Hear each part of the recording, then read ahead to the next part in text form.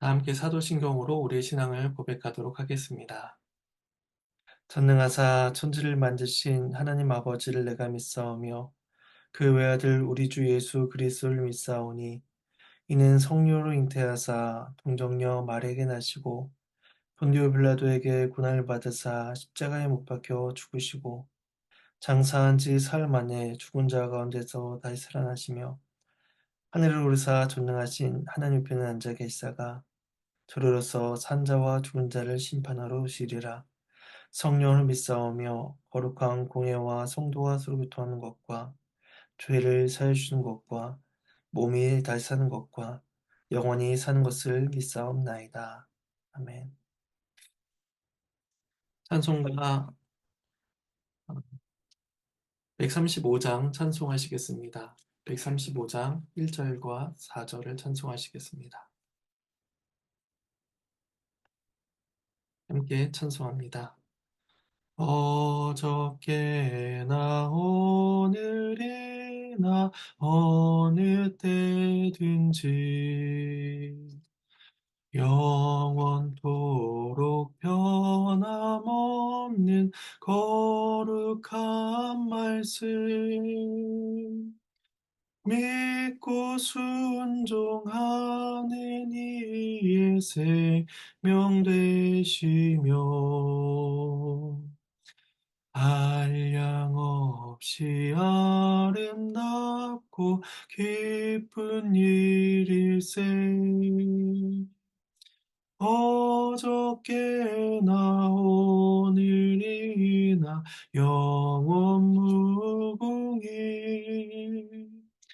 한결같은 주 예수께 찬양합니다. 세상 지나고 변할지라도 영원하신 주 예수 찬양합니다. 엠마오로 행하시던 주님 오늘도 한결같이 우리 곁에 함께 계시고 우리들을 영접하러 다시 오실 때 변함없는 영광의 주친이 배우리 어저께나 오늘이나 영원 무궁히 한결같은 주 예수께 찬양합니다. 세상 지나고 변할지라도 영원하신 주 예수 찬양합니다.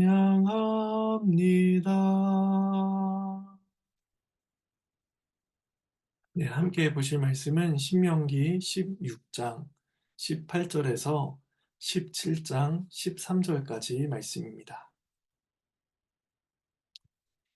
말씀은 본문을 살펴가는 가운데 봉독하도록 하겠습니다. 네, 주의 말씀을 나누겠습니다.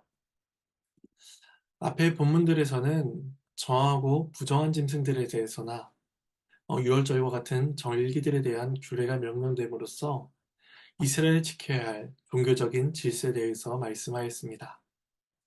이어지는 오늘 본문에서는 종교적인 질서에서 시민적 질서로 전환되는 것을 보게 되는데 이것은 시민적 질서 또한 언약의 방식에서 조직되고 실천되어야 된다라는 점을 일깨워주고 있습니다.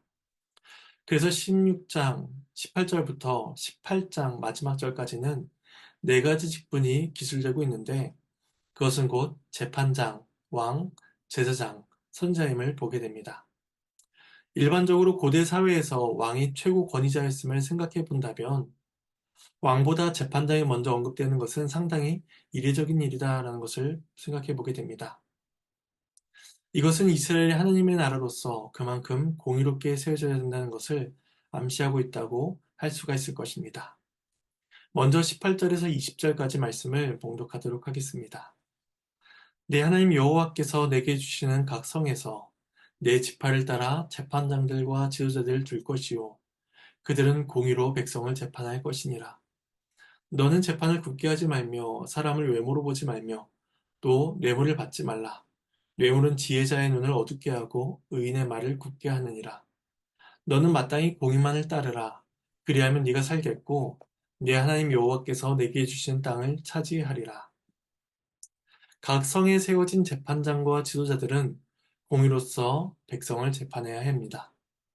공의는 법의 근간이 되는 것으로서 사람이 만들거나 고안해낸 것이 아니라 하나님에게서 그 권위와 근원을 찾아야만 하는 것입니다. 만일 이러한 원칙을 깨고 공의를 무너뜨린 재판장들이 있다면 그들은 법의 권위가 하나님께 있지 않고 인간에게 있다라고 주장하는 것과 같았습니다. 그래서 율법은 공의로 재판하기 위한 세 가지 원칙을 말씀해 주고 있습니다. 첫째는 재판을 굳게 하지 말아야 된다는 것이며, 둘째는 외모로 보지 말라는 것이며, 셋째는 뇌물을 받지 말라는 것이었습니다.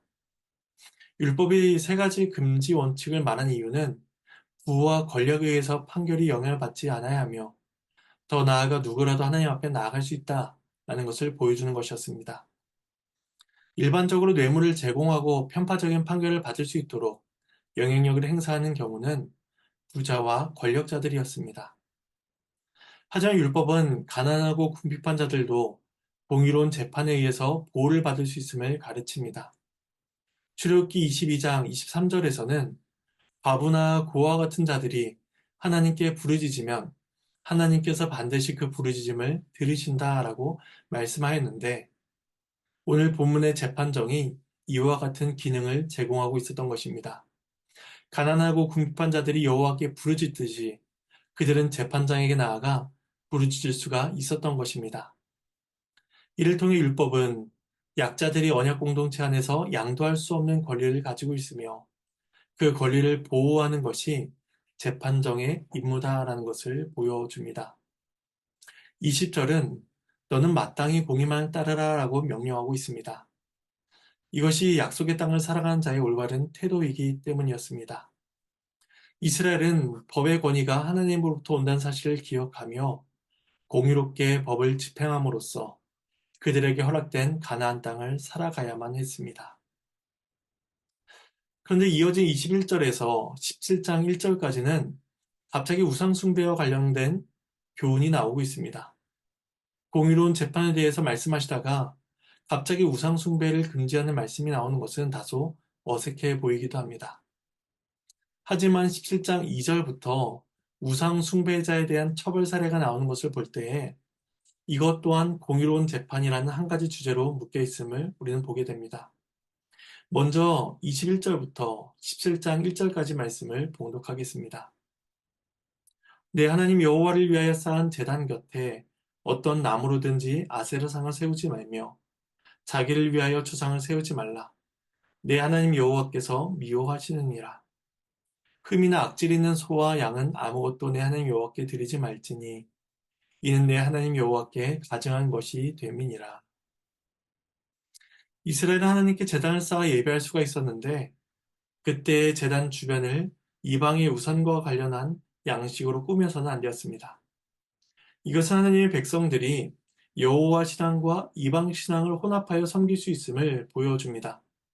그들은 하나님을 섬긴다라고 말하지만 이방 종교의 방식을 따라 예배함으로써 우상 숭배의 요소를 이스라엘 안으로 가져오는 죄를 범하게 되었던 것입니다.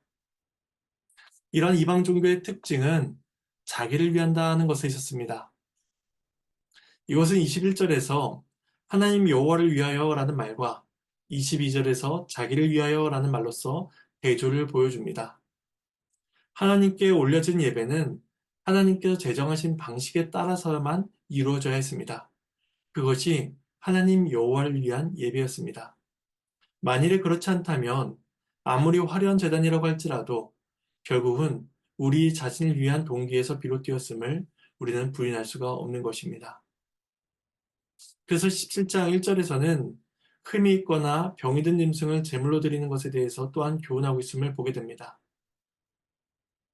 흠이 있고 병이 든 것은 하나님께 드릴 수가 없는 것이었습니다. 그런데 이것은 동시에 쉽게 눈에 띄지 않는 것이기도 했습니다. 따라서 그들은 흠 있는 제물을 가지고 오면서 겉으로는 하나님께 영광을 돌리고 있는 것처럼 그렇게 보일 수가 있었던 것이죠. 하지만 이러한 위선적인 행위는 여호와 보시기에 다 가증한 것이다라고 판단되고 말 것입니다. 하나님을 속일 수 있는 일은 결코 없었던 것이죠. 그래서 이와 같은 우상 숭배자들에 대해서 어떻게 판결해야 되는지가 17장 2절부터 7절까지 말씀을 통해서 교훈되고 있습니다. 말씀을 봉독하겠습니다. 네, 하나님 여호와께서 내게 주신 어느 성 중에서든지 너희 가운데에 어떤 남자나 여자가 내 하나님 여호와의 목전에 악을 행하여 그 언약을 어기고 가서 다른 신들을 섬겨 그것에게 절하며 내가 명령하지 아니한 이럴 성신에게 절한다 하자.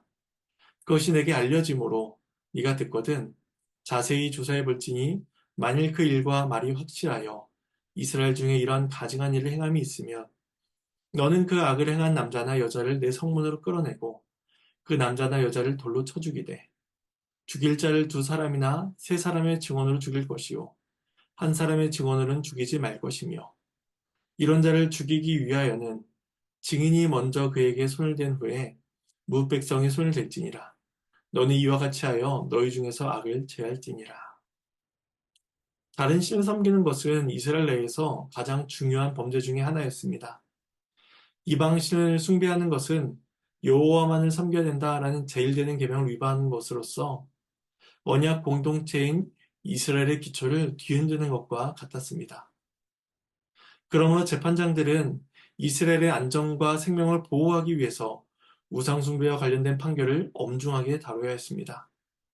우상숭배의 범죄 행위가 소문에 의하여 들리거나 누군가에게서 보고를 받게 된다면 사실관계를 확인하기 위해서 신중한 조사가 이루어져야 했던 것입니다. 그리고 만일 그 일이 사실로 드러나게 된다면 범죄자는 남성이든 여성이든 성문으로 끌려가 돌로 쳐 죽임을 받아야 했습니다. 이때 범죄 사실을 확증하고 사형이 집행되려면 최소한 2명 혹은 3명의 증인이 필요했습니다. 두 사람의 증언이 일치되면 유죄가 확정되었을 것이고 두 사람의 견해가 모호하게 나뉠 때에는 추가적인 증언이 요구되기도 했을 것입니다.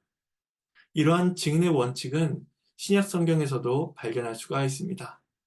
예수님께서 말씀하시기도 하며 또한 가늠한 여인을 돌로 쳐 죽이자라고 할 때에도 이 말씀이 나타나는 것을 보게 됩니다. 증언에 의해 판결이 확정될 때에는 증인들이 자신들의 증언에 대한 책임을 져야만 했습니다. 그래서 증인들이 먼저 돌을 던져 우상 숭배자들에게 형벌을 집행하고 이어서 백성들이 돌을 던진 일에 동참했던 것입니다. 근데 이후에 만일에 돌에 맞아 죽었던 자가 무고하게 죽은 것이 밝혀지게 된다면 거짓 증언을 한 사람들은 자신들의 살인 행위에 대한 책임을 져야만 했습니다. 그리고 반면에 우상숭배자의 죄가 사실로 판단되게 된다면 증언자와 백성 모두가 그 사형제도에 참여함으로써 이스라엘 내에 존재할 수 있는 그 악을 제거할 수가 있었던 것입니다. 이스라엘에게 요구되는 공의로운 판결은 그들을 부정과 오염으로부터 보호하는 중요한 역할을 해야 했던 것입니다. 이어지는 마지막 단락인 8절에서 13절은 지방에서 판결하기 어려운 경우에 대해서 말씀하고 있습니다. 말씀을 봉독하겠습니다. 내 성중에서 서로 피를 흘렸거나 다투었거나 구타하였거나 서로 간에 고소하여 네가 판결하기 어려운 일이 생기거든 너는 일어나 내 하나님 여호와께서 택하실 곳으로 올라가서 레위 사람 제사장과 당시 재판장에게 나아가서 물으라. 그리하면 그들이 어떻게 판결할지를 내게 가르치리니 여호와께서 택하신 곳에서 그들이 내게 보이는 판결의 뜻대로 내가 행하되 그들이 내게 가르치는 대로 삼가 행할 것이니 곧 그들이 내게 가르친 율법의 뜻대로 그들이 내게 말하는 판결대로 행할 것이요 그들이 내게 보이는 판결을 어겨 좌로나 우로나 치우치지 말 것이니라. 사람이 만일 무법하게 행하고 내 하나님 여호와 앞에 서서 섬기는 제사장이나 재판장에게 듣지 아니하거든 그 사람을 죽여 이스라엘 중에서 악을 제하여 버리라. 그리하면 온 백성이 듣고 두려워하여 다시는 무법하게 행하지 아니하리라. 하나님의 말씀입니다. 하나님께 감사합니다.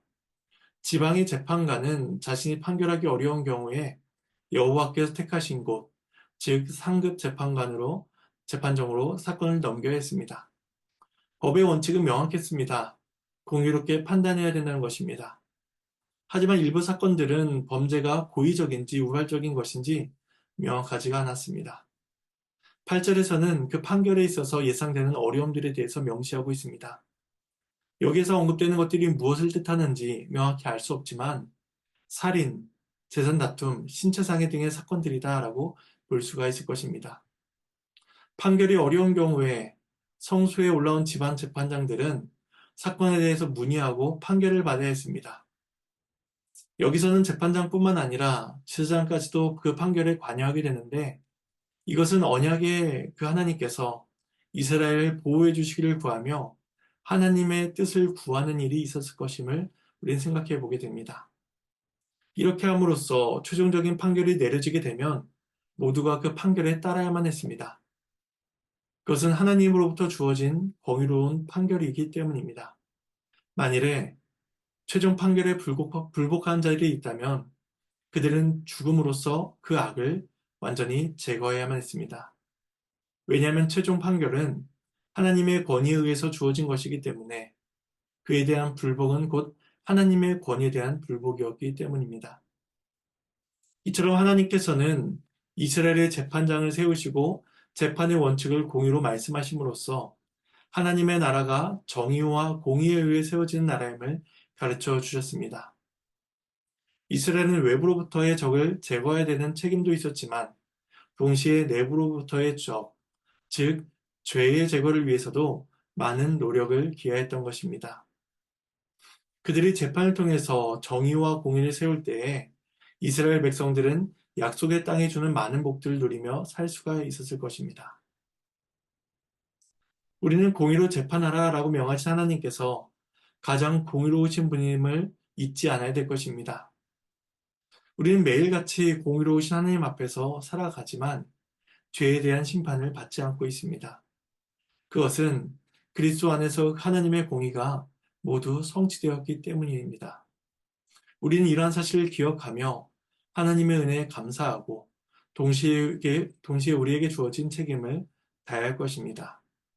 그리하여 우리의 삶 가운데 정의롭게 살아가며 또 하나님의 베푸신 은혜를 다른 사람들에게 동시에 베풀며 감사하며 하나님께 영광 돌리며 살아야 할 것입니다. 이러한 삶을 살아가는 저와 여러분의 삶이 되기를 소망합니다. 제가 잠시 기도하도록 하겠습니다.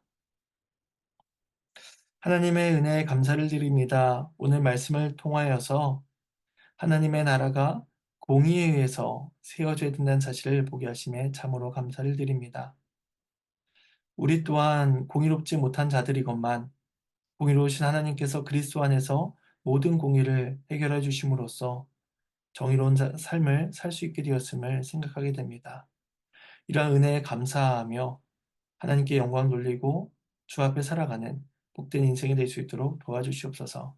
감사를 드리며 이 모든 말씀 예수님의 이름으로 기도합니다. 주님께서 가르쳐주신 기도로 마치겠습니다. 하늘에 계신 우리 아버지여 이름이 거룩히 여김을 받으시오며 나라가 임하시오며 뜻이 하늘에서 이루어진 것 같이 땅에서도 이루어지리이다. 오늘 우리에게 일용할 양식을 주시옵고 우리가 우리에게 죄진 자를 사하여 준 것 같이 우리의 죄를 사하여 주시옵고 우리를 시험에 들게 하지 마시옵고 다만 악에서 구하시옵소서. 나라와 권세와 영광이 아버지께 영원히 싸움나이다.